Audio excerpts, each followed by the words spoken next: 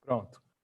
Eu estou muito emocionada de receber essa equipe maravilhosa, né, do Escritório de Integração, o qual eu conheço há muitos anos, assim. São pessoas riquíssimas, né, da resistência, que se envolvem, né, que vêm se dedicando, né, essa integração de pesquisa, extensão, né, ensino, enfim. Então, eu vou aqui anunciar, né, os queridos palestrantes, que é a professora Alicia Duarte Pena, o Eduardo Bittencourt, o Tiago Castelo Branco e a Viviane Zerlotini, né, os quais admiro bastante. Eu vou falar um pouquinho do curso, né, da PUC Minas, do Escritório de Integração, que foi criado em 91, e com ele o Escritório de Integração, né, EI, um ambiente de ensino-aprendizagem em que a extensão passaram a se associar à pesquisa e ensino. Em sua primeira fase, em 91 e 2004, o Escritório de Integração atendeu demandas da Arquidiocese de Minas Gerais, principalmente projetos arquitetônicos de equipamentos comunitários. Na segunda fase, 2004-2012, optou-se de projetos habitacionais, de ações de recuperação ambiental de áreas urbanas, de programas de formação de trabalhadores e trabalhadoras da chamada autoconstrução e da construção civil. De 2013 a 2020, prestou assessoria até direta a grupos sociais organizados na região metropolitana de Belo Horizonte, consolidando sua terceira fase de atuação, em que buscou desenvolver e experimentar colaborativamente tecnologias socioambientais para a transformação dos territórios parceiros. Atualmente, o coletivo composto por estudantes, professores e arquitetos, que ali trabalhou até 2020, integra o grupo de extensão e pesquisa Produção do Espaço Urbano no Brasil, com registro no CNPq, que elabora e experimenta práticas orientadas à formação do arquiteto urbanista e à transformação do seu campo de atuação. Sejam muito bem-vindas e muito obrigada pela participação de vocês aqui com a gente. Bom, eu fui indicada para começar, né? Um bom dia para todo mundo e dito com ainda mais prazer nessa mesa para tantas cadeiras e sob convite tão honroso, né? Como somos legião, né? Somos 4 aqui e temos 20 minutos, eu vou usar só unzinhos que estão cada vez mais preciosos diante do que nos ameaça, para levantar alguns pontos sobre o escritório de integração que eu penso sintetizam sua experiência de incontáveis minutos. Numa universidade privada, acho que é importante frisar isso, o escritório, né, o núcleo de extensão por excelência, porque ainda menino, já via a extensão ao mesmo tempo como pilar em que se ancoram o ensino e a pesquisa numa universidade e como suas mãos à obra e seu braço armado. O EI fez, nos primeiros anos dos 2000, uma mudança de currículo no curso de graduação, convertendo disciplinas em laboratórios de pesquisa e extensão, distinguindo as disciplinas de projeto não mais pelo objeto, biblioteca, casa, templo, mas pelo sistema construtivo. Criou a Escola de Formação de Mão de Obra, que misturou egressos do sistema prisional, por exemplo, mutirantes, autoconstrutores, trabalhadores, alunos técnicos e professores num canteiro em obras, num canteiro de obras mesmo, e sempre em obras, bem ao lado das salas de aula, criando esse canteiro onde disciplinas dividiram paz, ensaiando projeto com obra. Introduziu conteúdos sérgio-férricos e lefévricos nos estudos socioambientais, por exemplo, no primeiro período, na história das técnicas, no segundo período, etc., acusando e subvertendo a falaciosa separação entre teoria e prática, entre o espaço e a sua produção social. Provocou teses de doutorado de muitos de seus professores sobre a hegemonia do concreto, por exemplo, a cadeia produtiva da arquitetura, ou as águas urbanas, a urbanização brasileira, e monografias, dissertações e teses, seus egressos nas arquiteturas, nas engenharias, como nas geografias. Inventou projetos, obras, desde para condomínio, Zona Sul, que não achavam profissionais ousados o bastante para fazer as águas correrem sob novos sistemas de mesoestrutura, até para um mutirão autogestionário, para a Escola Florestan Fernandes, para um edifício ocupado no bairro Pérez Central, em Belo Horizonte, e para ocupações sob viadutos, às vezes tendo que fugir da polícia e já se opondo à má-fé institucional. Depois de um breve ato, o escritório assumiu definitivamente a metodologia da extensão por assessoria técnica direta e como objeto os territórios urbanizados e construídos por moradores, né, pedaços de bairros, favelas, quilombos e ocupações urbanas. Esteve diuturnamente em campo, mesmo durante a pandemia, municiando ocupantes de argumentos técnicos para sua luta sem fim por permanência em seus lugares, ou tentando ouvir mais alto o grito, né, ou berro, dos atingidos pelo crime ambiental da mineração.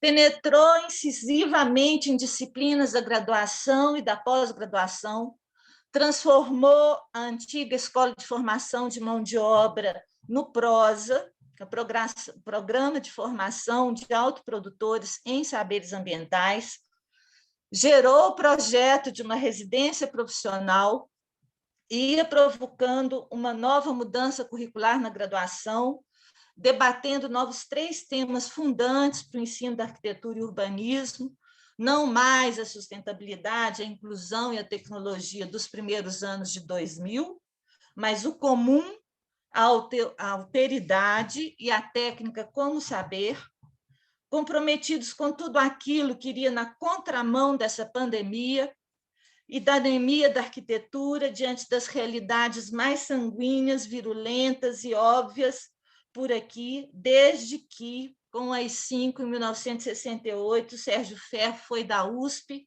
para a brava UNB, e daí para o exílio na França e depois para a Suíça para mais trabalho. E o EI continuou, pelo menos até esse 2020, formando alunos como investigadores pelo campo em campo, que continuam virando mestres e doutores por aí, eu diria que muito cobiçados por seus orientadores, dada a sua autonomia, sua capacidade crítica. Foi representante do Brasil na 20ª Bienal Pan-Americana de Quito, em 2016, chamada Aula Útil, a boa prática na academia, e recebeu, em 2019, o selo de tecnologia social pela Fundação Banco do Brasil, integrando o Banco de Tecnologias Sociais com uma das peripécias praticadas com os moradores de Esperança, Rosa Leão, Vitória, Helena Greco, Tomás Balduino, ocupações urbanas na região metropolitana de Belo Horizonte, lá mesmo, nas ocupações, e no canteiro de obras, ou em obras, do prédio 47, no campus da PUC, em Belo Horizonte. Uma peripécia, né, essa tecnologia social, chamada dispositivo de urbanização sustentável, na real, uma vala de infiltração construída com resíduos sólidos da perdulária indústria da construção civil. Muito ativo no campo e vivendo dentro de uma instituição privada, o EI nunca escreveu tanto quanto fez, mas fez tudo o que escreveu.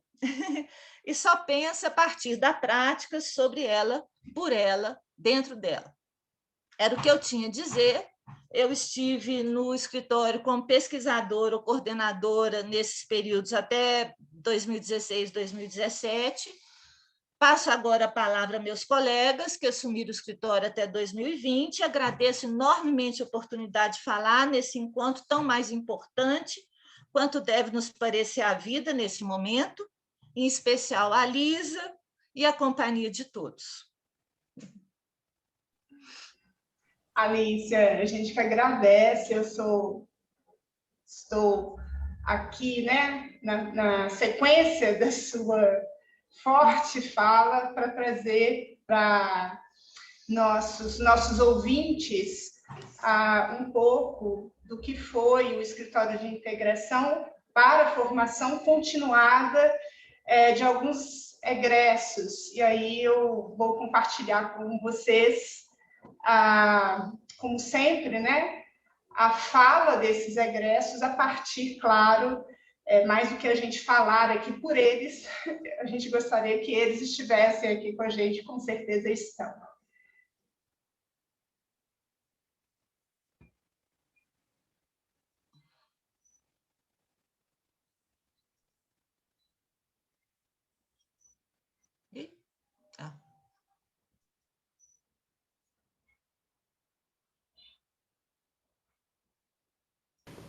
Oi, meu nome é Maria Emília. Eu desenvolvo uma pesquisa de mestrado no Núcleo de Pós-Graduação em Arquitetura da UFMG sobre a experiência dos construtores no canteiro da construção civil.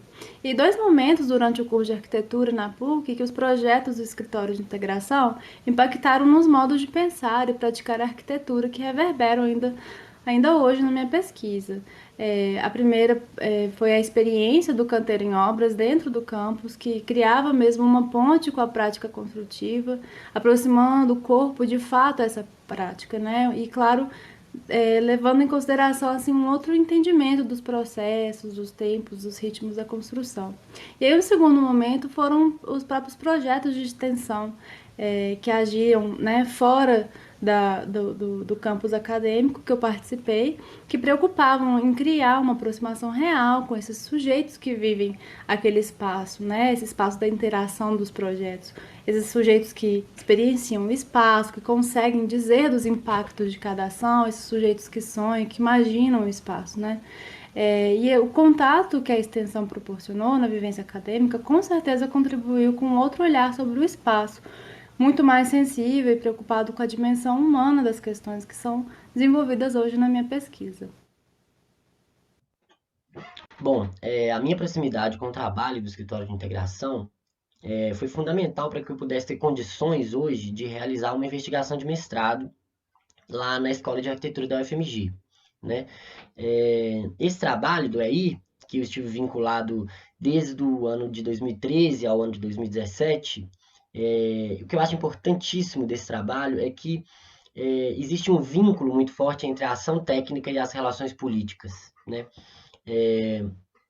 Eu acho que as ações técnicas que o EI promoveu, né, elas deixaram muito claro para a gente que o planejamento dessa ação técnica, ela envolve obrigatoriamente um ponto de vista político, né? E mais do que isso, eu acredito que o ponto de vista político de que o EI toma como pressuposto para fazer a sua ação técnica é entender o campo profissional da arquitetura e urbanismo como uma ferramenta de controle político, exatamente porque é uma ferramenta de controle do espaço, né? Se a gente parar para pensar, o Estado ele opera o planejamento urbano a partir do conhecimento e do trabalho do especialista em arquitetura e urbanismo, né? E o Estado ele é governado por interesses políticos, né? Da mesma forma, as empreiteiras ou as incorporadoras, elas também se utilizam do trabalho do especialista em arquitetura e urbanismo para desenvolver as suas etapas dos seus empreendimentos, né? Então, o capital imobiliário também tem um interesse político, né? Então, a grande pergunta que eu acho que o escritório de integração me permite fazer hoje é qual é a função da arquitetura na sociedade de hoje? No que ela é útil, né? E eu acho que ficou claro nesses anos de vínculo que ali dentro do EI, que essa resposta ela não pode ser uma resposta política, né? A gente não pode dizer que a função da arquitetura é simplesmente gerar ambientes ventilados e iluminados, né? A gente precisa superar a ideia de que a arquitetura é simplesmente uma ação técnica, né? Então, o EI me ensinou isso e eu levo isso adiante até hoje, né? Existe um ponto de vista fundamental também, que eu acho que a arquitetura ela não é feita apenas por arquitetos e arquitetas, né? A arquitetura ela pode ser lida como uma expressão técnica de interesses políticos, né? Então, por isso, eu acredito que a ideia de uma assessoria técnica direta que o EI trabalha já é, por si só, esse ponto de partida político, né? Que é um ponto de partida que visa superar um paradigma do nosso campo, né? O paradigma da representação, o paradigma da distância do território das pessoas, né? as quais nós estamos representando nos nossos projetos, né? Então, é isso, obrigado, valeu pela oportunidade de estar falando sobre o escritório de integração, e foi um prazer enorme estar trabalhando com todas as pesquisadoras, extensionistas, alunas do EI durante todos esses anos. Valeu. Oi, meu nome é Caroline, sou mestranda do Programa de Pós-Graduação em Arquitetura e Urbanismo da UFMG e estou desenvolvendo meu mestrado sobre o planejamento metropolitano e os métodos colaborativos, né, que tem interesse de discutir como esses instrumentos de planejamento colaborativo podem ser eficazes nas discussões coletivas com os moradores das regiões e para uma discussão sobre os conceitos técnicos, como que isso pode ser apropriado por essas pessoas, né? E esse trabalho ele é fruto de um desenvolvimento de trabalhos de extensão no escritório de integração, onde eu tive contato com diversas metodologias colaborativas nos diversos projetos de extensão que eu pude participar. E eu acredito que é um tema de pesquisa que surgiu quando eu estava nesses projetos atuando, isso me despertou uma atenção e eu consegui entender como que esses trabalhos eram necessários, né? E por isso que me despertou esse interesse de continuar a pesquisa no âmbito da pós-graduação. Eu tive algumas experiências com esses métodos de planejamento colaborativo. O primeiro deles foi numa assessoria técnica aos atingidos do rompimento da barragem de Mariana, em Paracatu de Baixo. Nós desenvolvemos mapas de memória, onde as pessoas poderiam contar como que era o lugar antes do crime ambiental. E aí a gente discutia relações de vizinhança, relações com o rio, com a paisagem do lugar. E as pessoas iam desenhando nesses mapas de memória, e o que contribuiu muito para as discussões sobre o reassentamento depois nessas disputas jurídicas, né? E a assessoria também se deu em outras frentes de trabalho, então esses mapeamentos colaboraram para isso também. Tive a oportunidade de desenvolver mapas colaborativos em Esmeraldas e nas ocupações urbanas da Isidora. Esses mapas foram instrumentos tanto para reconhecimento do lugar pelos técnicos, também para que os moradores pudessem contar suas experiências cotidianas e reforçassem a autoprodução do espaço e como isso pode ser considerado nas políticas de planejamento. Então, acho que a extensão foi essencial para que esse meu projeto de pesquisa pudesse dar continuidade na pós-graduação, e acredito que, a partir de novas experiências de assessoria técnica, possam surgir outros métodos colaborativos que podem contribuir para esse planejamento mais democrático. Olá, é muito bom poder estar aqui hoje para falar do escritório de integração e relembrar um pouco a minha experiência, o tempo que eu passei lá e que foram fundamentais para a minha formação como arquiteto urbanista, como pesquisador, como cidadão também. E hoje, no mestrado, pesquisando as ocupações urbanas como uma forma de construção de cidadania, eu fico muito feliz de ter tido essa oportunidade e esse papel muito importante que o escritório de integração teve de me apresentar os territórios populares, né, como um campo muito importante da ação do arquiteto urbanista. E lá, naquele momento, em 2016, como um estudante do curso universitário, essa era uma coisa que ainda não era muito clara, assim. Eu não tinha com muita clareza a minha posição nessa profissão e nesse campo de atuação. E depois disso, fiquei no escritório de integração até o final do meu curso, na PUC, e fiquei porque identifiquei e vi que aquele era um lugar que tinha uma potência crítica muito grande assim no curso, e que era um lugar que a gente tinha capacidade de, né, olhar, pensar criticamente para essa técnica que a gente estava aprendendo, e pensar no seu papel político também. E acho que muito por disposição pessoal minha, por ser uma pessoa naturalmente crítica, eu vi que eu me senti muito acolhido por esse espaço. E como bolsista, como estudante, no espaço acadêmico, essa voz não é sempre um dado, né? Não é sempre que a gente dá essa abertura para os alunos e para os bolsistas se manifestarem, participarem também dessa, desse exercício crítico, né? Mas também o escritório de integração não era só o espaço da crítica, ele foi o espaço da experiência, né? O espaço de também de se envolver, de colocar a mão na massa e estar de estar nos lugares e participar deles, né? E nesse sentido, o escritório de integração foi, eu acho que é uma das grandes qualidades desse espaço, né? Foi uma das grandes qualidades desse espaço desde que foi criado, de estar envolvido com essa realidade prática das cidades, né? E de colocar estudantes, professores, em contato com essas comunidades e com esses movimentos sociais, dando um sentido político muito importante para a nossa atuação, né? E como experiência, como eu vivi o escritório de integração, foi como uma família, assim, como um espaço que eu passava grande parte do meu dia e que eu encontrava com diversas pessoas e que trocava diversas ideias, coisas que foram muito enriquecedoras, muito importantes, muito formativas para mim, que eu carrego comigo até hoje na minha pesquisa. Né, um aprendizado incrível, um aprendizado sem igual que eu pude que eu pude construir ali. Então, é isso, assim, muitas boas memórias sobre o escritório de integração e acho que é isso, assim eu termino o vídeo.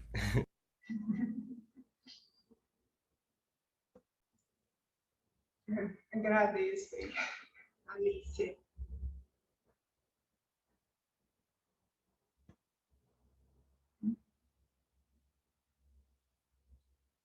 Alicia, quer falar alguma coisa? Podemos, então. Podemos avançar? Sim, Eu tô obrigada. emocionada aqui, viu, gente? Tô emocionadíssima.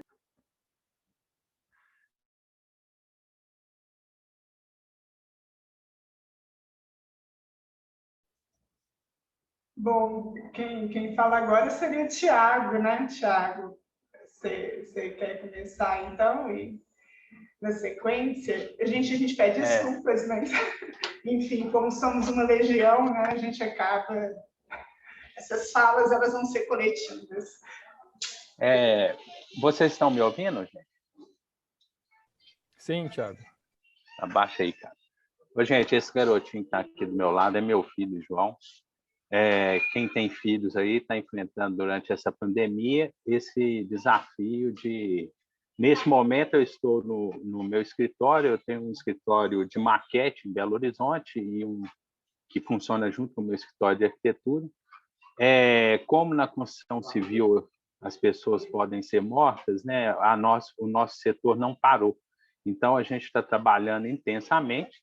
Tá? E, neste momento,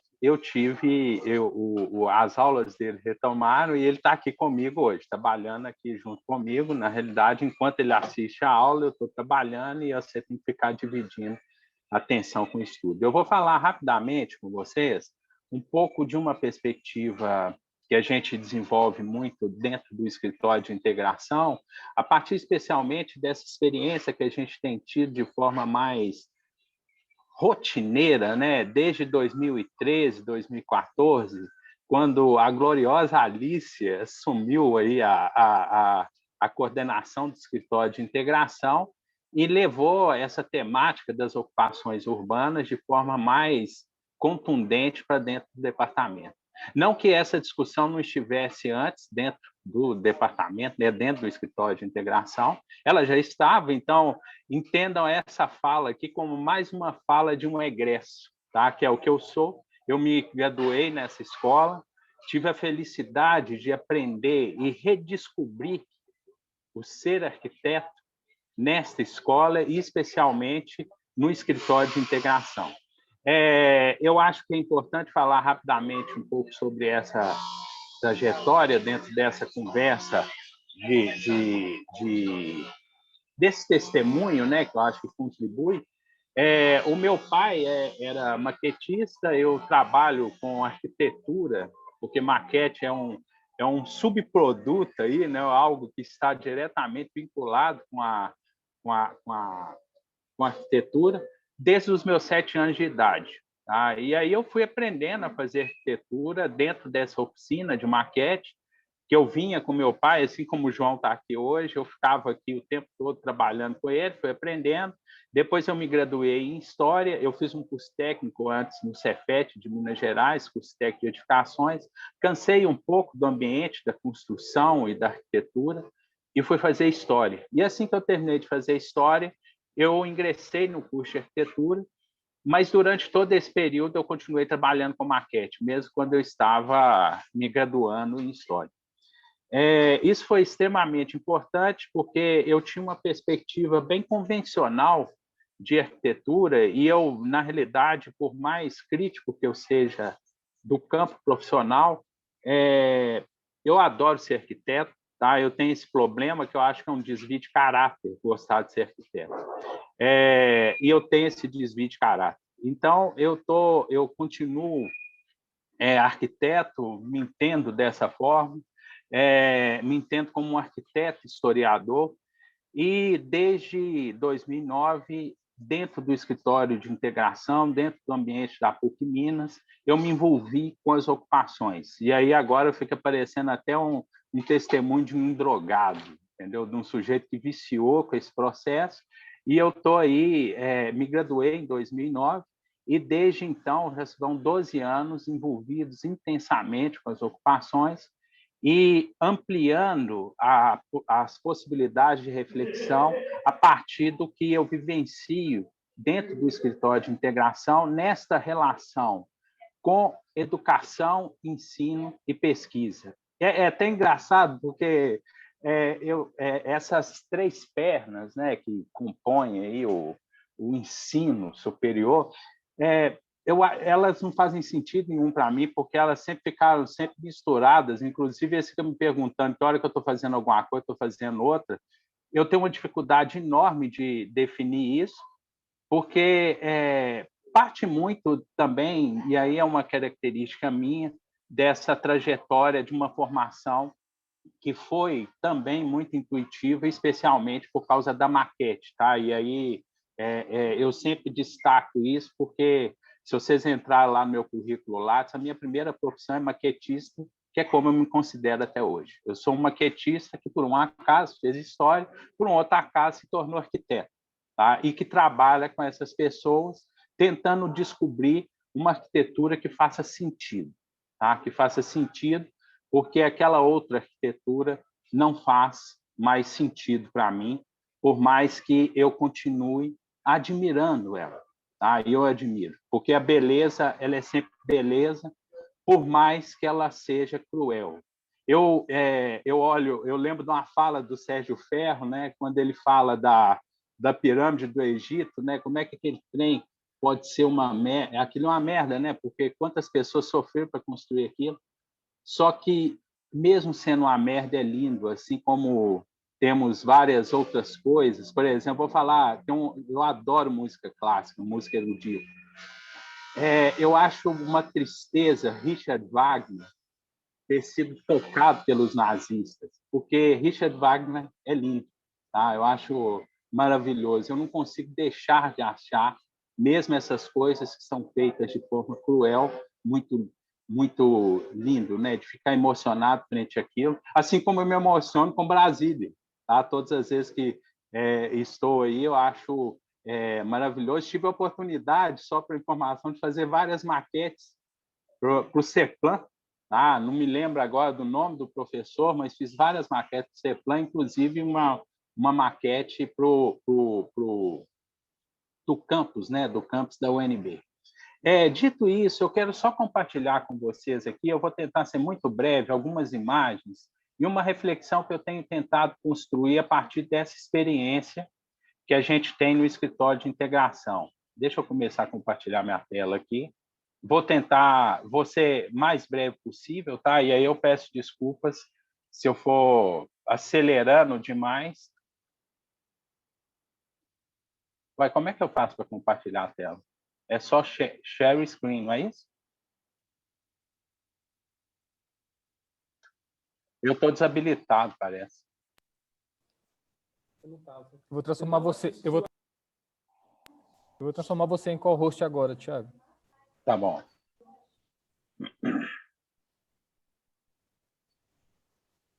Posso ir? Só um minuto.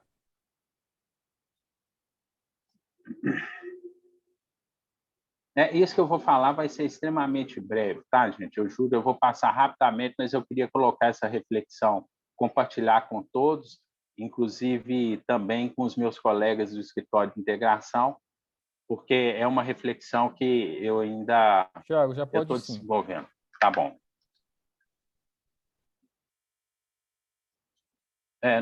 Não tá liberando, não. Você já está de co-host aqui para mim. Tenta colocar embaixo. Não apareceu o botão de compartilhar a tela? Embaixo?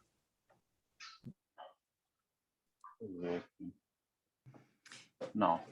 É porque tem dois... Desculpa, já tem dois Thiagos aqui logados. Eu vou ter que transformar os dois em co-host. Um é o... Porque eu estou no celular e no computador, tá? Porque eu estou com um problema técnico aqui. Então, vou compartilhar. O computador que tem que precisar compartilhar, não é isso? Isso. Tá bom. Vou pedir aqui pro pessoal. Só um minuto.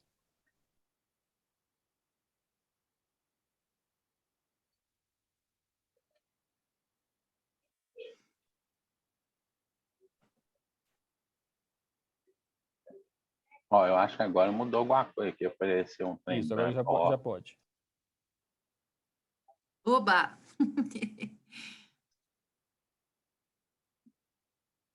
Vocês estão vendo a minha tela? Sim, sim. Sim. Hoje, eu vou, essa fase, esse momento aqui da minha fala, eu vou pegar, inclusive, um título que eu estou desenvolvendo dentro do meu doutorado, que parte dessa experiência toda, que deve muito ao escritório de integração, que é essa frase, coorde minha mesmo, tá? Que é um ambiente que a gente encontra muito nas ocupações e quando estamos aí dentro desse trabalho de pesquisa, extensão e ensino. E para poder justificar isso, eu vou ler como que surgiu esse nome. Eu tirei isso de um trecho de uma entrevista com um morador de uma ocupação, onde ele falou o seguinte: encostou nós no muro.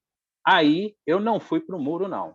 Aí ele falou assim: qual é o responsável por esse negócio aqui? Sou eu. O senhor é responsável? Sim. Ele falou assim: o senhor não avexa na luz do dia, o senhor sabe o que o senhor está praticando, né? Com essa turma aí. O senhor tem nota fiscal desses cabos? Sim, tenho sim. Deixa eu ver, rapaz. Enfiei a mão no bolso, tirei as notas, ele olhou o valor, 62 mil. E aí ele falou assim: coorde quem tá pondo essa luz aí? Aí ele falou: coorde minha mesmo.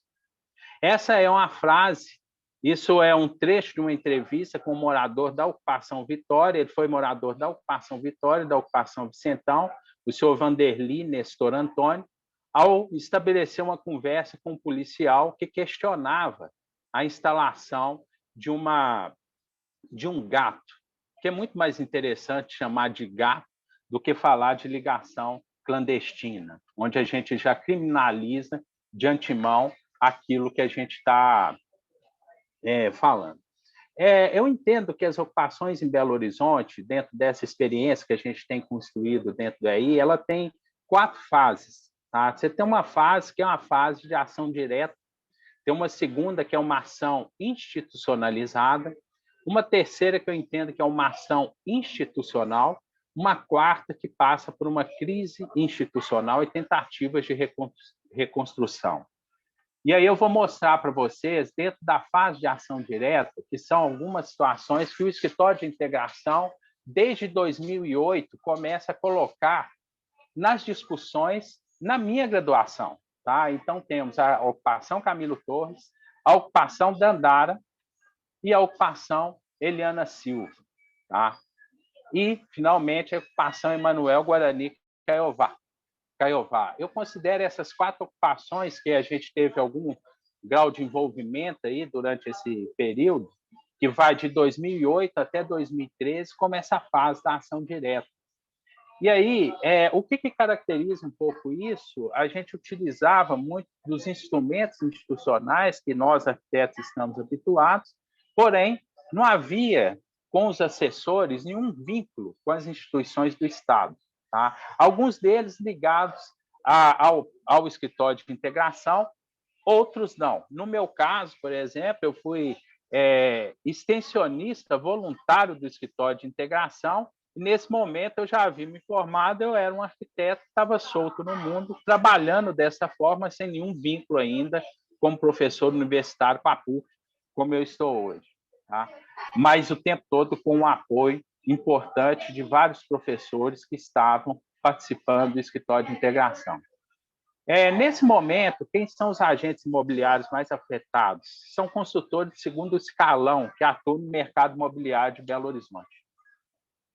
Nós temos depois esse que eu considero a segunda fase, que é essa ação institucionalizada. E aí nós temos as ocupações Rosa Leão, Esperança, Vitória. São 3 ocupações que ocorrem na região da Isidora. E aqui são fotos aéreas, onde vocês podem ver rapidamente essas 3 ocupações. Isso tudo faz parte aí do acervo do escritório de integração.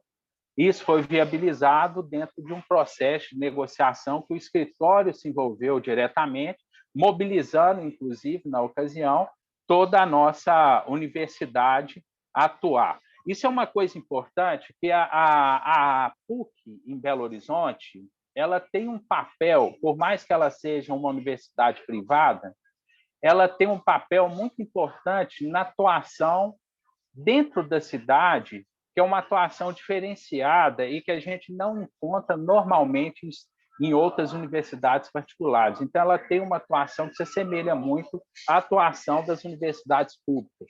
Tá? Eu acho que é importante a gente fazer essa ressalva para a gente entender também como que a gente consegue mobilizar alguns recursos a partir dessa posição que a gente ocupa, né, dentro do contexto da cidade, e chamar a atenção, inclusive, para a PUC, que ela tem que valorizar mais esse papel e ficar menos preocupada em ser uma universidade particular.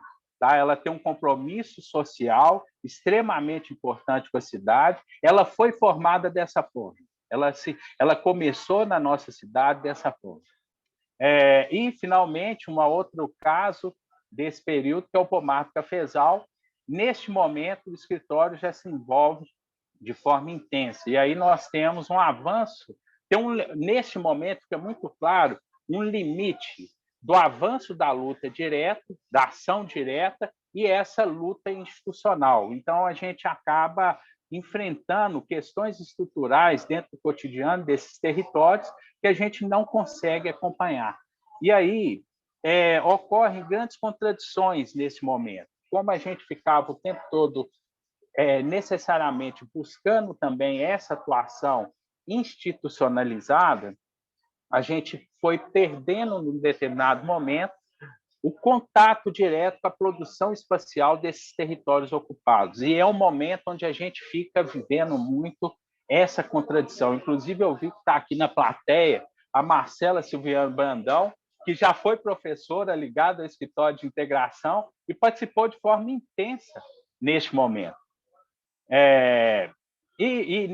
Nessa ocasião, os agentes imobiliários afetados são construtoras que, desde os anos 2000, construtoras que atuam em Belo Horizonte e outras que vêm de fora, elas estão num processo de se capitalizar nos mercados de capitais, e aí elas estão fortemente financiarizadas. E elas começam a ter uma atuação muito pesada também junto aos agentes do Estado. Então, a gente começa a ter que disputar esse agente de Estado, que é uma situação um pouco diferente do que ocorre naquela primeira fase que eu considero da ação direta. Tá? E aí a gente começa, nesse momento, dentro desse ambiente da ação institucionalizada, a se organizar dentro de ONGs, e aí a gente, boa parte, alguns aqui também já compuseram, as Arquitetas Sem Fronteira, que é uma ONG que a gente assumiu desde 2013 para essa atuação, e vamos também, neste momento, nos vincular aí às universidades e vamos especialmente esse trabalho junto com a PUC no escritório de integração, que é esse momento que eu destaquei aqui no início da minha fala, quando a Alícia assume a coordenação do escritório no final de 2013. Muito bem, depois nós temos uma terceira fase que não envolve somente as ocupações, mas envolve também uma ação que a gente começa a desenvolver a partir do escritório de integração e vários parceiros no acompanhamento das consequências aí do desastre da Samarco.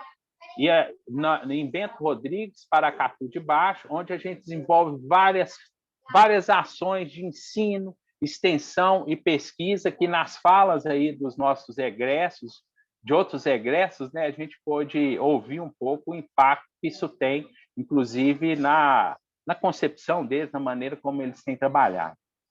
Nessa ocasião também, um pouco dentro dessa estratégia, nós temos uma atuação junto com as Arquitetas Sem Fronteira nessa região, no aglomerado da Serra. Isso é uma das áreas que foi afetada por um programa que aconteceu na cidade de Belo Horizonte, nos anos 2000, que chama Vila Via. E aí nós temos, neste momento, uma assessoria, né, que fica disputando o Estado. E aí a gente vai estabelecendo parcerias com autarquias estatais. Tá? E o grande desafio é que a gente começa a perceber um Estado que está se enfraquecendo, tá? E que precisamos de reforçá-lo, né? De estar junto com eles para exatamente disputar aí essas políticas públicas, porque aquelas pessoas que dependem muito mais do Estado, a gente começa a perceber que elas vão ficar vulnerabilizadas. Esse desastre da Samarco, a gente enfrenta aí um capital globalizado vinculado aos processos de mineração, que é extremamente difícil, né? Dentro dessa experiência. E temos aí, de forma muito marcada nessa ocasião, tanto com a Mariana quanto com o caso do POCIM, uma parceria com o Ministério Público de Minas Gerais, e o escritório também participando intensamente de todo esse processo. Tá?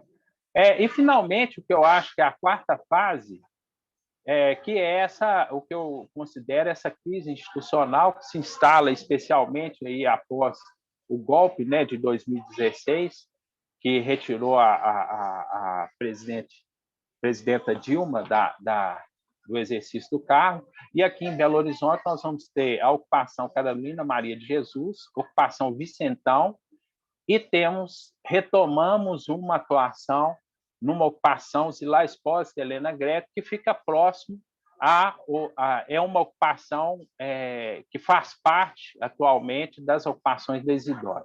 Tá? E aí é fruto desse agravamento da crise política no Brasil, né, e um processo de revalorização do Estado, suas instituições que estão sendo desmontadas, e aí nessa experiência dessas ocupações existe muito tentativas de acionar esses mecanismos que o Estado oferece para que a gente possa desempenhar aí os nossos trabalhos de pesquisa, educação e extensão. Gente, agradeço, tentei ser o mais breve possível. Passa a palavra aí para o Eduardo.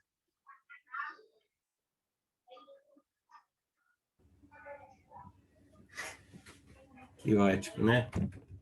Difícil continuar, dar continuidade a toda essa potência política de leitura do Thiago. Eu botei meu microfone aqui agora. Vocês estão me ouvindo bem? Sim? Ótimo.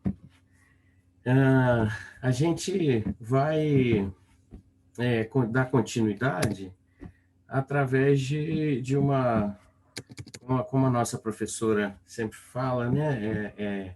Não escrevemos tudo que fizemos, mas fizemos tudo que escrevemos, né? Então, de alguma maneira, a nossa Agora, a gente pensa pela prática e muitas das vezes, dentro da racionalidade científica, parece que há uma inversão ou até uma desordem, graças a Deus, né? Vinda desse cotidiano de trabalho, vida e universidade. E aí a gente começou com nossos sentidos, a partir da Alice, com nossos princípios, né? Com a nossa história. Passamos pelo território, né? Apresentado pelo Tiago, que dá sentido ao nosso trabalho, né? Que sem termos o que fazer, sem sermos necessários no território, não continuamos nossos trabalhos. E a partir desses territórios e das suas demandas, que a prática pode se dar na interação entre os sujeitos do nosso trabalho, né? Cidadãos, assessorados, envolvidos, atores, o Estado, e aí daí decorrem as metodologias, as abordagens, as experimentações e os produtos dessa assessoria. Então, a gente, ainda insistindo em não chamar de metodologia, a gente vai apresentar nossas ações transversais. Vocês estão vendo a minha tela aqui, né? Esse slide de ações transversais, correto? Agora ficou cinza. É que eu acho que a minha internet deve estar um pouco pesada. E agora? Sim. Está pausada. Agora fica cinza. Quando você passa, fica cinza. Então, só um momento aqui. Que eu gostaria de ler um comentário. Eu vou encerrar aqui a coisa antes, colocar para vocês algumas reflexões em tempos de pandemia, de isolamento social e ataques amplos da neoliberalização à educação, ao ensino universitário como um todo, me sinto emocionado de poder participar aqui dessa palestra sobre momentos do nosso trabalho. É um trabalho realizado a partir do campo, do lugar e das pessoas, o sujeito da nossa prática. A intenção aqui é estimular a reflexão sobre qual é a contribuição da extensão nos envolvidos nessas ações. Desde o projeto de 2008 do curso da PUC Minas, que instituiu o EI, e outros elementos políticos pedagógicos orientadores dessas ações, temos uma proposta de buscar outras formas de tratar a realidade no curso, em todos os seus ambientes, ensino, pesquisa e extensão, sobretudo através da experiência vivida e da sua interpretação, pelo professor, pelo aluno, pela escola. Essa perspectiva está fundada no compromisso de considerar a relação entre o sujeito e o objeto desse trabalho, o trabalho do ensino, da pesquisa, da extensão, e incentivando, assim, a construção de um sentido e um significado a cada prática vivida. O conhecimento decorre dessas experiências, para além de conteúdos e conhecimentos validados e reproduzidos através da racionalidade técnico-científica. Esse projeto político-pedagógico ao qual nós nos imbuímos nesses últimos anos e que agora continuamos diante dessas dificuldades através de uma organização do nosso grupo de pesquisa do CNPq, ele busca a transformação de todos, do aluno, a partir da experimentação da realidade, a sua e a do outro, vivenciada nessas atividades que ele se envolve. A transformação do professor ao lecionar sobre e lidar na sua sala de aula com essa realidade. Na sala de aula e também nos ambientes, nos momentos de orientação e atuação de pesquisa e extensão, tendo que transformar práticas de ensino e conteúdos, experimentando a crítica sobre a educação que promove a partir da prática e também a partir das provocações causadas pelos alunos e os demais envolvidos na extensão. E essa proposta, essa perspectiva, ela também possibilita a transformação da própria escola, que experimenta outros papéis enquanto instituição, junto aos seus membros, seus componentes, o corpo discente, o corpo docente, os técnicos, as instituições de fomento, mas também junto à sociedade, transformando-se ao mobilizar essas instâncias e práticas pedagógicas que acabam também contribuindo para a transformação do próprio campo profissional, a partir da mudança do perfil de formação dos seus egressos. Eu acho importante, até lembrando uma solicitação da Lisa, da gente ressaltar o rebatimento disso na pós-graduação, é que esse trabalho, a partir da extensão e tudo isso que a gente está mostrando, que fizemos em 5 anos, com muito poucos recursos, é evidente, demanda uma mobilidade entre as práticas pedagógicas. Uma ação, por exemplo, iniciada a partir de um projeto de extensão, traz um tema, um problema ou até um território, uma área de estudo que pode ser apropriada por uma disciplina de graduação. Essa disciplina de elaboração, ao longo do seu curso, ela vai elaborando um conteúdo que pode se tornar um acervo para estudos iniciais de um aluno da pós-graduação, como um recorte ou um problema para a proposição de uma pesquisa.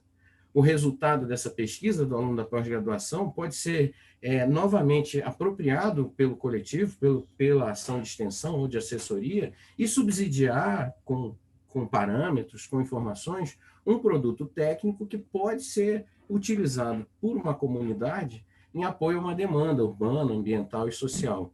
Ou seja, há uma grande mistura e uma integração, acho que esse é o sentido da palavra, dessa prática pedagógica, dessa prática acadêmica.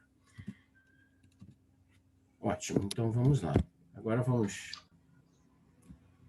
ver o que fizemos. Pronto, agora está aí, né? As ações transversais. Sim. Só um minuto que eu estou carregando. Bom, essas ações, elas acabaram se explotando através de linhas de atuação. Elas essas demandas e o nosso esforço colaborativo com os assessorados em respondê-las acabaram se constituindo linhas de atuação dentro do escritório de integração. Algumas vocês vão ver que permanecem e dão um sentido agora para a continuidade do trabalho no ano de 2021 dentro do nosso grupo de pesquisa do CNPq. As tecnologias de urbanização sustentável, vindas desde da ideia de buscar uma outra urbanização, elas se materializaram e foram acolhidas e, inclusive, demandadas pelos territórios das ocupações, sobretudo, por conta da necessidade de encontrar-se alternativas para avançar na consolidação do território diante da ausência, talvez até bem-vinda, da entrada da urbanização convencional, da urbanização pelo planejamento público.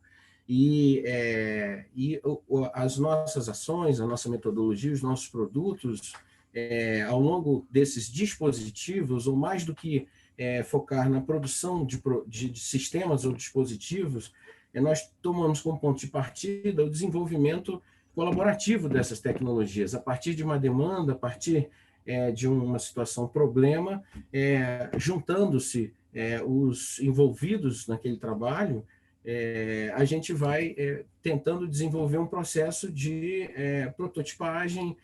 de concepção, de prototipagem, e isso aqui são fotos no canteiro de obras da escola, onde a gente ali experimenta também esses dispositivos, muitas das vezes com a participação dos próprios moradores, que aproveitam antes de transformar seu território, contribuir na concepção desse trabalho, mas também, e sobretudo, na urgência, na necessidade e na continuidade do trabalho de campo, a gente desenvolve e reelabora tecnologicamente em campo esses sistemas. Aqui são fotos, efetivamente, de trabalhos de execução de dispositivos que partem de uma ideia ou de uma informação técnica, mas também de uma informação, um saber construtivo dos moradores, e no campo, no local, em ação, a gente vai consolidando o que será produzido, né? Ao mesmo tempo, também, nessa parceria, nesse trabalho colaborativo, nos é possibilitada a experimentação real de determinadas soluções técnicas que tratamos como hipóteses possíveis para responder a demandas que, às vezes, nem são colocadas pelos moradores. Eu acho essa foto importante, que é a experimentação de um aterro dique num talveg erosivo profundo, numa das ocupações lá da região da Isidora, ocupação Esperança, que é uma solução que não foi demandada. O problema foi colocado como a erosão da rua devido ao grande afluxo de escoamento superficial da água no solo e nas vias não pavimentadas, e a gente entendeu que haviam intervenções que não apenas a solução do problema da pavimentação da rua, que poderiam amenizar e, inclusive, consolidar a própria ocupação com a gestão da drenagem urbana, né? E aí nos é possibilitada essa experimentação e também fazemos isso junto com os moradores, né? Parte desse trabalho que envolveu uma disciplina de graduação que elabora projetos de urbanização de assentamentos informais, uma disciplina que trabalha a noção da bacia hidrográfica, uma formação em análise ambiental e planejamento ambiental urbano. Ele acabou sendo certificado um dos dispositivos que nós desenvolvemos, e essa foto ela é muito importante, porque esses pneus que estão aí no topo da trincheira de infiltração, eu como professor ali, técnico, assessor, eu discordava, eu achava que ia dar errado, e isso foi uma componente desse dispositivo que foi colocada por um desses dois moradores. Foi uma iniciativa deles e tinha uma finalidade, e posso dizer que a inserção desse elemento aí do pneu no sistema deu super certo. Eu estava errado como técnico, né? Acho que é uma constatação, né? Todo esse trabalho de assessoria direta, que envolve também a produção do espaço, a produção de tecnologias e ações compartilhadas, ele produz conhecimento, e esse conhecimento ele pode ser sistematizado em instrumentos, em informações que, inclusive, sejam utilizadas e apropriadas pelos assessorados para a continuidade da produção do seu espaço. Então, o PROSA tem um esforço, que é a Escola de Formação de Autoprodutores em Processos Socioambientais, um dos nossos projetos. Ele tem esse esforço de sistematizar essa prática, após essa experiência prática, em cartilhas, zines, que permitam que essa tecnologia, inclusive, seja atualizada e transformada no cotidiano, não dependendo, assim, da continuidade, da permanência, da dominação, da nossa presença, né, naquele lugar, haja visto que entendemos que o fator mais importante desses territórios é a sua própria capacidade de autoprodução. Esse esforço da linguagem também busca superar os limites e as contradições dos procedimentos e dos instrumentos e interface do nosso campo profissional, como, por exemplo, o desenho técnico e os mapas, a cartografia convencional, sobretudo pelo seu grau de abstração na realidade. Então, trabalha-se experiências como mapas de tabuleiro, mapas em escala do corpo, onde as pessoas podem ali participar do registro e produzir a informação espacial que está sendo discutida e negociada ali para uma tomada de decisão no território. A utilização de jogos, a transformação da maquete como um elemento processual em escalas e materiais que possam ser trabalhados por todos, não só apenas o aluno e o técnico da arquitetura. Esse é um mapa, novamente, esse mapa foi um estudo, um levantamento de redes de esgoto existente e o estudo sobre melhor encaminhamento numa ocupação informal que foi desenvolvido com a participação de uma turma da especialização. Muitas das vezes, o que estamos falando, o que estamos propondo, nos é perguntado, mas o que você quer dizer? Me mostra. E aí a elaboração de protótipos, né, de simulações, de maquetes, ela também é muito importante, ela é comum no ambiente de ensino, né, na sala de aula, na pesquisa, mas ela também é levada em campo. Essas maquetes trabalham muito, a gente conserta elas quase todo semestre, o aspecto desses protótipos é bem sujo de terra, é bem bagunçado, mas nada exclui aí que a gente também trabalhe uma prototipagem, por exemplo, tridimensional, né, com o uso de outras tecnologias.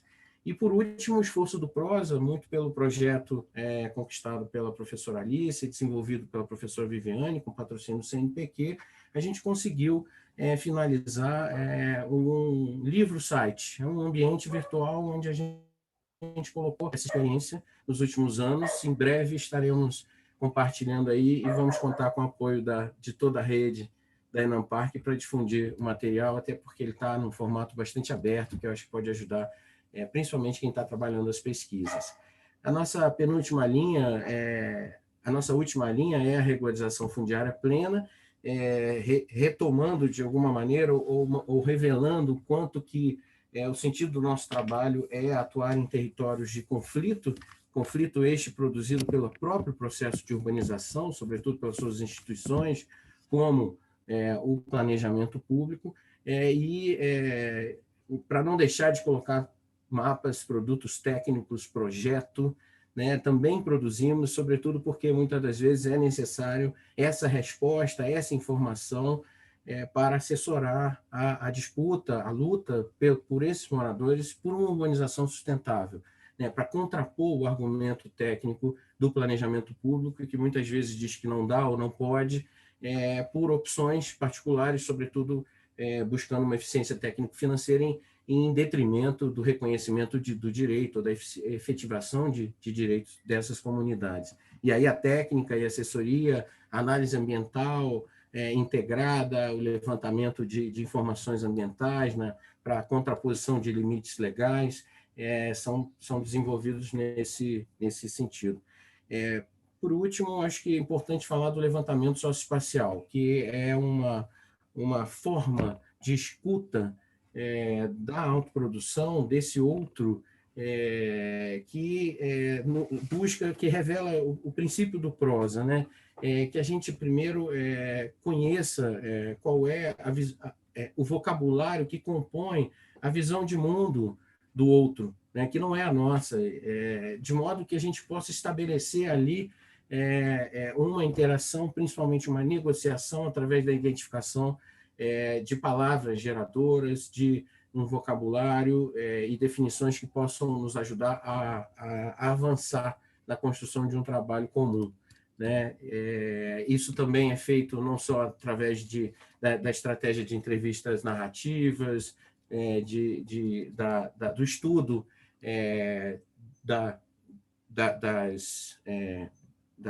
das entrevistas qualitativas feitas com os moradores, mas muito também através da caminhada, né? O morador, o sujeito, quando anda pelo seu território, ele apresenta como é aquele lugar, o que compõe os elementos da produção do espaço, qual é a lógica que está por trás e qual é a sua estratégia. E, a partir daí, podemos assessorar junto com essa caminhada. E descobrimos também o que é importante nesse cotidiano, né?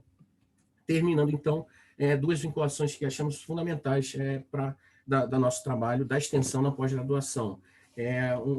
Na PUC Minas, na universidade particular, é muito difícil a gente conseguir acumular, né, a caminhada para um mestrado estrito sensu, para uma pós-graduação estrito sensu, apesar de estarmos com esse projeto em andamento. A especialização ela é um campo que tem a especialização, a pós-graduação lato sensu tem sido uma caminhada muito importante para a gente, até pela dinâmica, pela diversidade dos alunos que participam, que chegam, inclusive, com demandas, com interesses de participar, de acessar esses campos de trabalho, essas metodologias. Então, temos uma especialização em tecnologia de processos inovadores, em arquitetura e urbanismo com residência, pensada, inclusive, para ser feita pelo aluno que está longe, que está fora, com uma programação, um cronograma de trabalho em que ele possa desenvolver o seu trabalho no seu território, e uma especialização em planejamento ambiental urbano e produção social do espaço, que inclusive no dia 25 e 27 vai estar fazendo a abertura do semestre, com a participação de 2 egressos e seus respectivos doutorados, né? Acho que é isso que eu queria falar, espero ter contribuído aí para vocês perceberem a dimensão do nosso trabalho. Muito obrigado.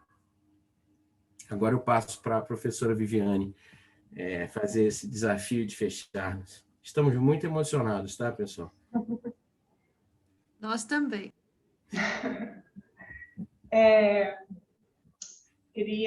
Tem como me colocar na tela, Eduardo? Acho que é bom você fechar sua apresentação. Eduardo, fecha o compartilhamento, por favor. Eu achei que eu já tinha feito. Perfeito, agora sim. Foi. Obrigada. Ô, Caio, quanto tempo a gente tem até o final? Olha, nós temos, são 20 para meio-dia, a gente queria deixar momento para perguntas da plateia, mas você pode encerrar agora nos próximos 5 minutos e a gente abre últimos 15 minutos para debate, tá bom? Ótimo. Então, como o meu tempo é muito curto, né, queria mesmo agradecer, finalizar essa série de apresentações, como agora, né, como líder do grupo de pesquisa Produção do Espaço Urbano no Brasil, como escritório de integração. Agradeço demais, né, o convite da Lisa, nesse momento tão importante para a gente.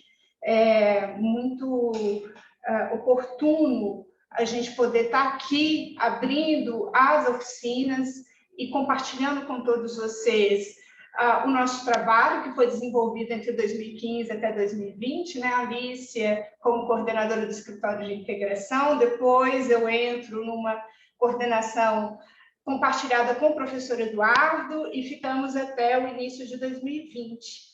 Então, para a gente é muito significativo esse reconhecimento do NAMPARC através, né, desse convite realizado.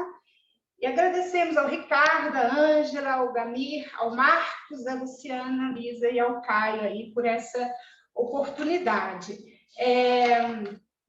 Enfim, eu gostaria mesmo só de compartilhar com vocês um pouco da nossa linha de pesquisa, né?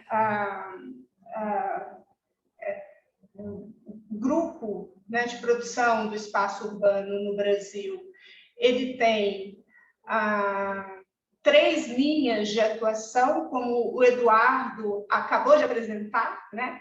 A gente faz essa brincadeira aqui, que é a produção do espaço nos Brasis, né? Porque a gente começa a entender ou a reforçar mais claramente que não se trata de um povo, mas sim de vários povos, que a gente vem atuando, como a Alice já disse, quilombos, favelas, vilas, ocupações, e, enfim, a gente acha muito importante, né, para essa apresentação dizer sobre esse momento de redescobertas, de reconstrução, né, tão necessário diante de tantas crises que a nossa sociedade vem passando. A crise pandêmica é mais uma que nos permite e exige a gente repensar a nossa atuação como profissional, tanto no nível da graduação como na pós-graduação.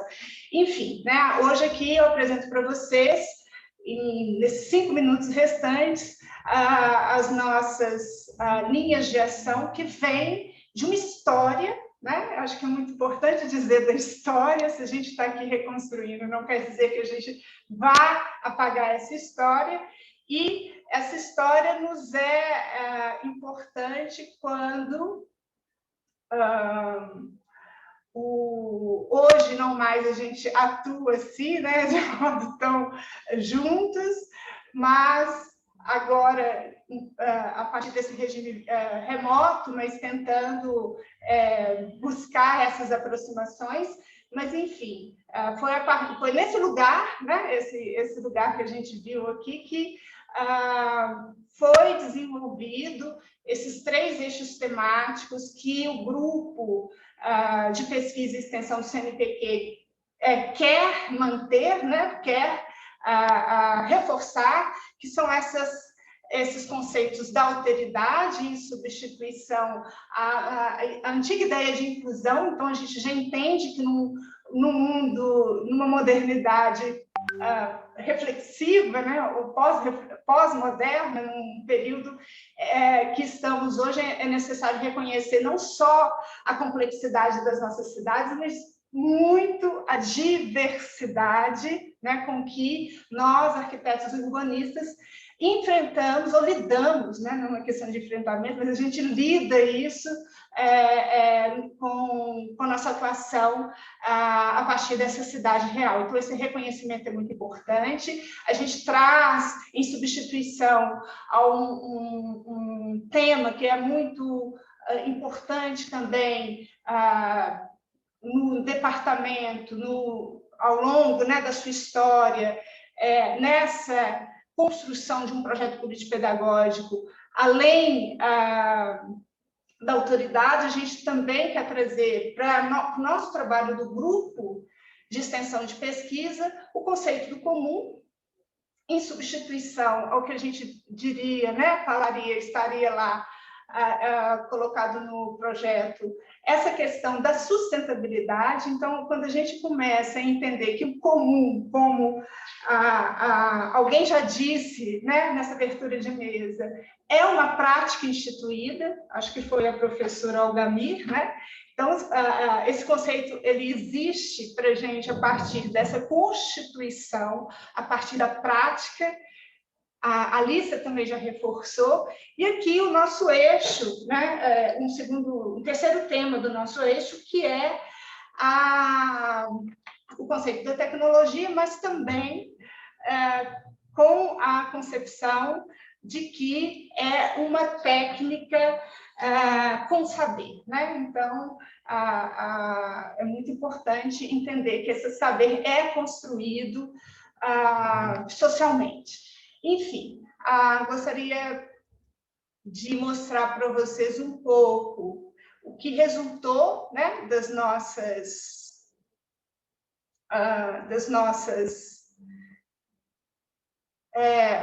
projetos. Então, a nossa linha de ação do grupo de pesquisa enfrenta aí 3 situações que eu acho que são bastante importantes, porque elas vêm desse conhecimento da prática. Então, são 3 eixos que a gente desenvolve dentro da linha de pesquisa, que hoje a gente chama de autoprodução do espaço. Então, a gente tem a regularização fundiária plena, que o Eduardo já apresentou, a gente tem as tecnologias de urbanização sustentável, que também já foi mostrada pelo Eduardo, e o PROSA, né, que hoje a gente entende ele como um programa, e não um projeto, mas um programa de formação de autoprodutores em saberes ambientais, né? Então, para a gente é muito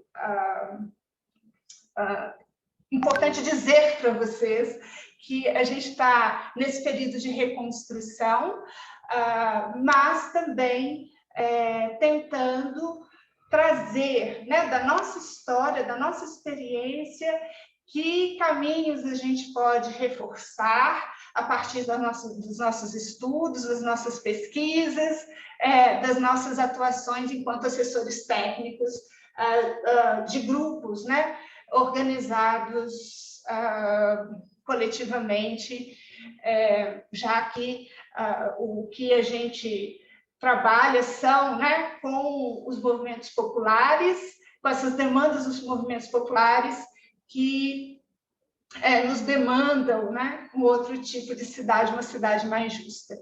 Vou passar muito rapidamente aqui por todas as nossas iniciativas, muito em função da pandemia, dessa situação de regime remoto.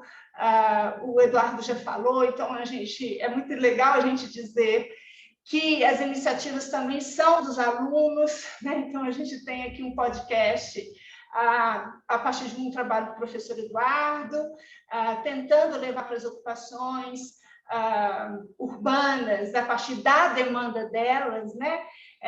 O que essas tentativas hoje, uma tentativa atual de urbanização desse lugar, né? Então, hoje a gente está enfrentando isso vem sendo, de certa forma, pela experiência, antecipado pelo professor Eduardo.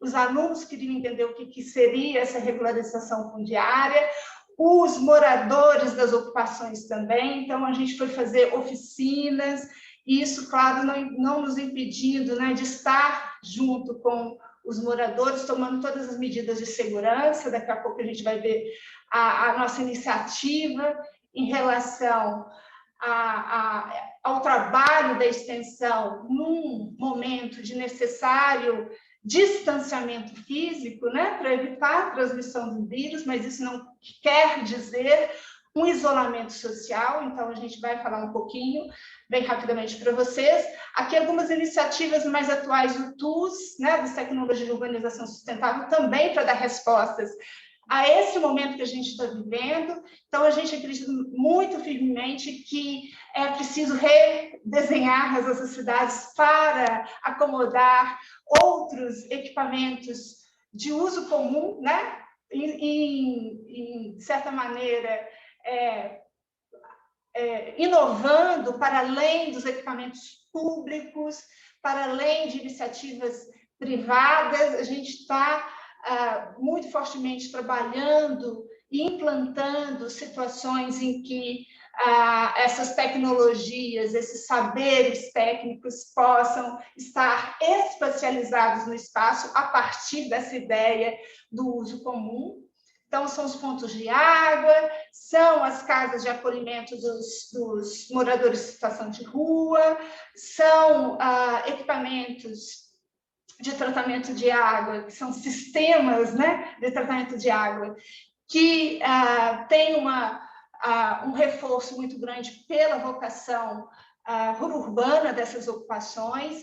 São lives com especialistas que nos ajudam a entender como que esse conhecimento técnico pode ser traduzido, né, ou também para situações desses saberes que estão ali nas ocupações. Então, a gente faz esse movimento, né, de buscar também especialistas que possam contribuir para essas discussões que estão lá no campo, a partir da prática, e a partir da prática a gente vai tentando entender qual que é os critérios, os valores, as variáveis que são consideradas pelos moradores de ocupação urbana quando eles lidam com esses sistemas, né? Essas tecnologias de urbanização sustentável. Então, isso é um trabalho muito intenso que a gente faz, e muito precioso para a gente, muito rico, ter esse cuidado, né, de entender. Bom, o Prosa, vou finalizar aqui, já faltam só 2 minutinhos e a gente quer apresentar tudo, mas enfim. O Prosa também desenvolveu nesse ano a questão, né, das barreiras de proteção, para a gente poder tomar todo esse cuidado para ir a campo, já que, diante de um mundo virtual, a gente entende claramente que essa assessoria técnica não pode ser feita tanto à distância. A gente faz vídeos dizendo para buscar fomento, né? Isso também é um recurso que o Prosa desenvolveu, para a gente buscar essas parcerias e possibilidades de trabalho. Aqui é um livro que eu lancei recentemente, Entre a Casa e o Trabalho, que é um livro voltado para os movimentos populares, dizendo como 4 grupos sociais produzem espaço, como que eles lidam com essa produção para além, né, da casa e do trabalho. Então, esse cotidiano nos mostra que é, de fato, uma falsa separação, né, que a gente vai adotando, e a gente precisa ter um cuidado muito grande com isso. Deixo para vocês o meu contato ao final da apresentação, porque para mim seria muito importante se vocês puderem enviar, né, esse livro, esse livreto para os movimentos sociais que vocês acompanham. Enfim, aqui tem o nosso site, eu queria apresentá-lo, não vai dar tempo, mas deixo o endereço para vocês. A gente pretende lançá-lo o mais rápido possível, né? Ele já está pronto. Aqui vocês encontram o nosso trabalho, a nossa dinâmica de atuação, e finalizo aqui com essa provocação, né? O que seria a extensão, como que a academia pode trabalhar nesse momento aí de ultraliberalismo, a partir, né, da ideia de um protagonismo popular, a partir da necessidade da gente construir um eixo único em função das demandas dos territórios, dessa realidade, não só das suas demandas, das suas potencialidades, como que a gente pode fazer essa articulação, e principalmente uma questão que a gente vem acionando desde muito sempre, que é trabalhar para além da academia, né, com institutos de pesquisa e extensão, que também tem uma grande possibilidade de atuação nesses territórios, como a ASF, as Arquitetas Sem Fronteiras e outros institutos, e gostaria de buscar, né, deixar essa reflexão na tentativa da gente poder pensar como que esse trabalho pode continuar em função desses ataques que as nossas universidades vêm sofrendo. Muito obrigada, gente. Desculpa apresentar tão rápido. Espero que dê tempo para o debate. Viviane e demais, Escritório de Integração, muito obrigado. Foi muito emocionante. A Lisa me pediu aqui, Caio, fala que não vou conseguir falar. É isso que a Lisa vive na universidade, né, Lisa? Eu fiquei cobrando dela também aqui, Lisa, cadê nossa residência? E aí foi muito bom e muito inspirador ouvi-los.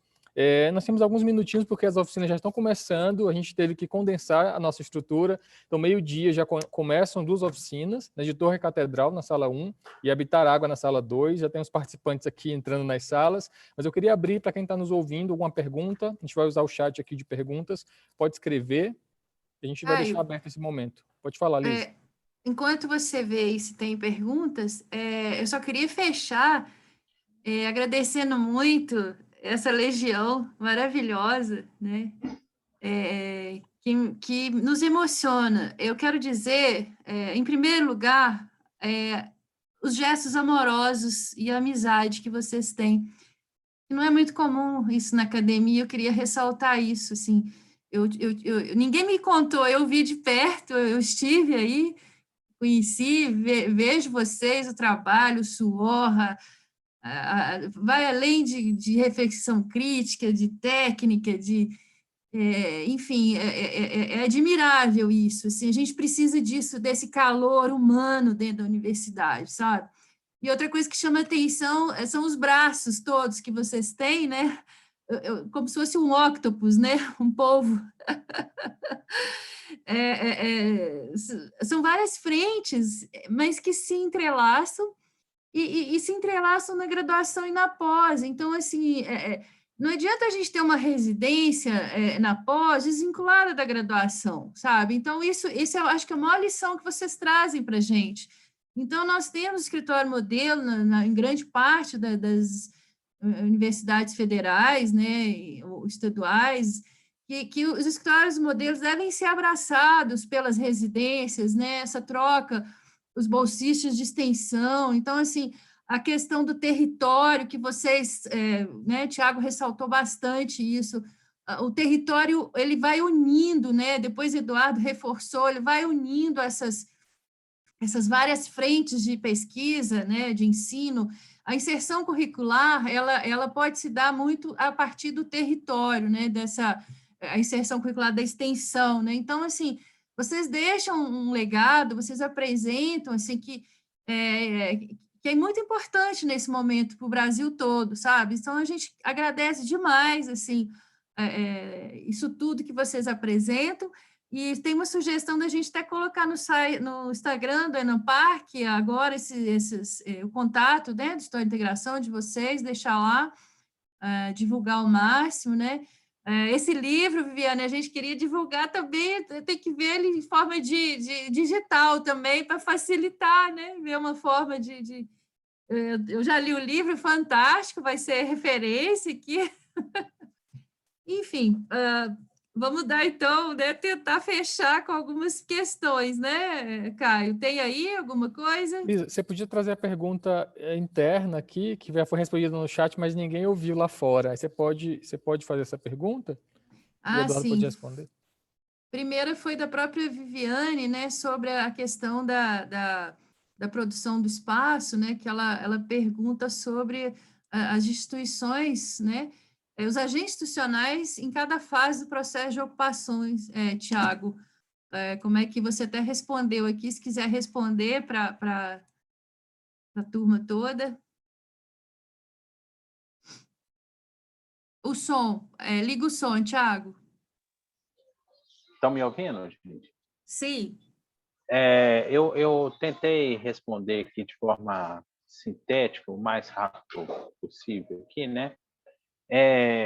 Na primeira fase, a gente tinha uma parceria, nessa fase que deu o nome de ação direta, né?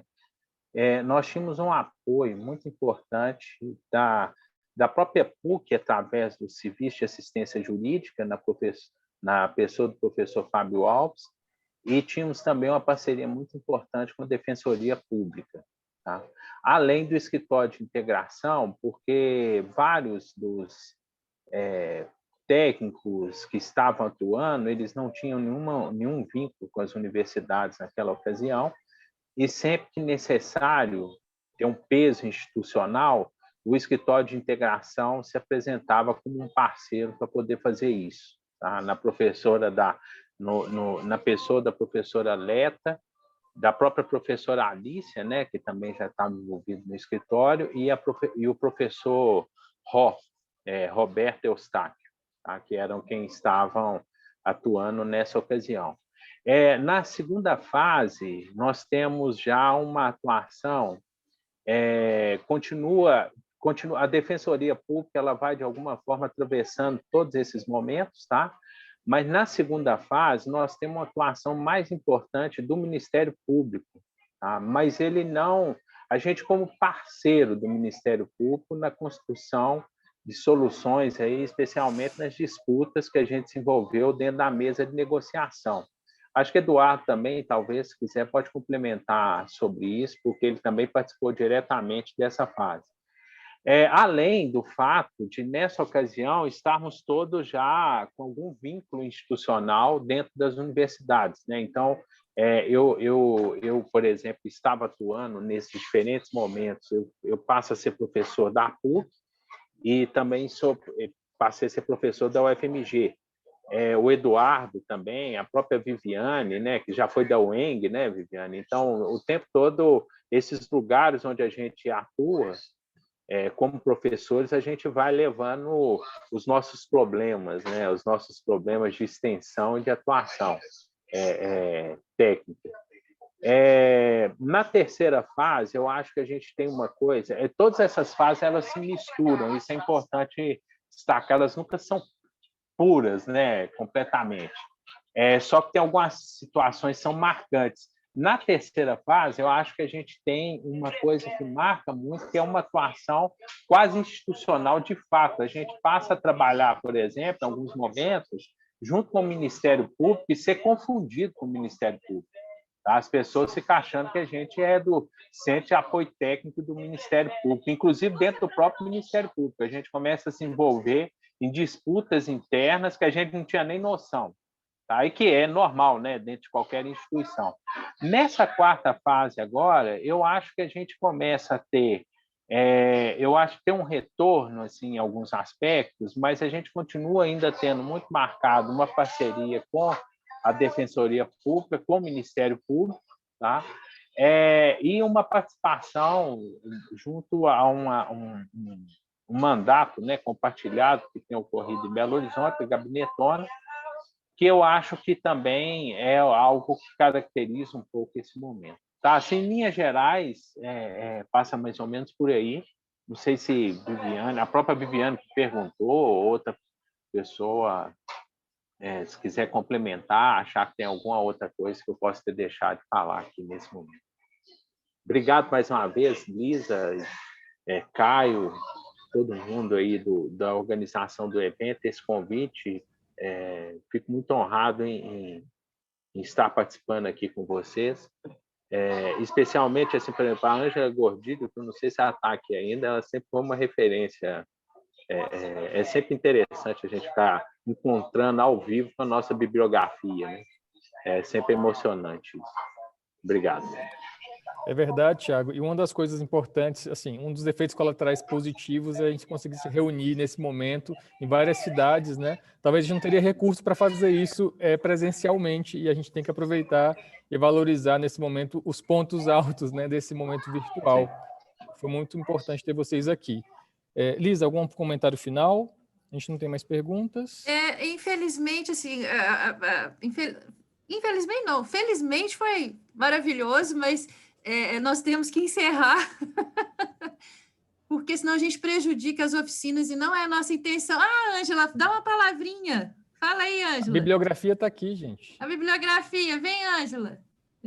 A bibliografia está sendo escrita, tem toda uma bibliografia nova aí, gente. Boa bibliografia. Olha, eu fiquei aqui trabalhando, que eu estou escrevendo um texto, e vocês já ampliam tão mais, né? Estão todos de parabéns, eu acho que é isso mesmo o caminho. Ele é árduo, não temos recursos, temos que contar com o que a gente tem nas nossas instituições, mas eu vejo assim, nesse momento muito difícil, né?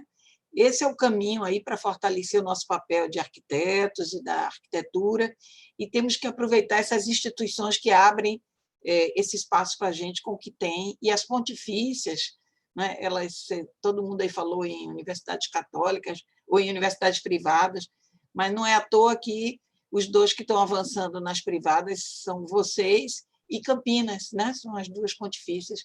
Então, é isso, que as conquistas continuem, né?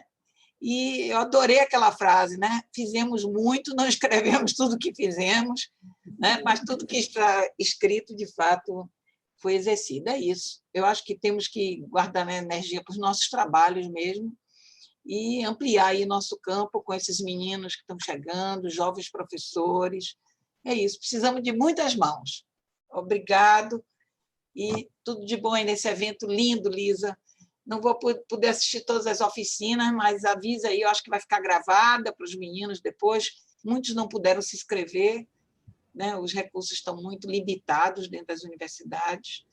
Mas é isso, eu acho que a pandemia, se a gente pode dizer que trouxe alguma coisa de bom, foi essa democratização aí dos meios de comunicação virtuais, que ampliam muito as possibilidades de diálogo. Então, vamos aproveitar. Tudo de bom aí para vocês e, mais uma vez, muito obrigada pela oportunidade de estar aqui. Então, vamos encerrar, né, Caio? Infelizmente, temos que partir. Lisa. Eu mesmo vou ter oficina aí daqui a pouco. Sim, fala, Eduardo. Podemos encerrar com uma pergunta que não será respondida, que eu queria deixar até para inspirar as oficinas e o evento. Sim, sim. Nesse momento da pandemia, diante da suspensão das atividades presenciais, pelo bem, né, da saúde coletiva, pela combate à transmissão, a extensão não deveria de ser considerada uma atividade essencial e, portanto, deveria de buscar condições e meios para que ela continuasse no território? Fecho a pergunta e só justifico porque é isso que estamos tendo em campo. Né? Não adianta live, não adianta vídeo, não adianta WhatsApp, o território, os assessorados estão demandando. Poxa, eu não tenho tempo, eu também estou aqui me virando nos 30 para continuar o trabalho. Vem para cá que a gente consegue trabalhar. Né? Essa é uma grande pergunta para as universidades. Né? Obrigado, viu? Obrigado, Ângela. É isso aí.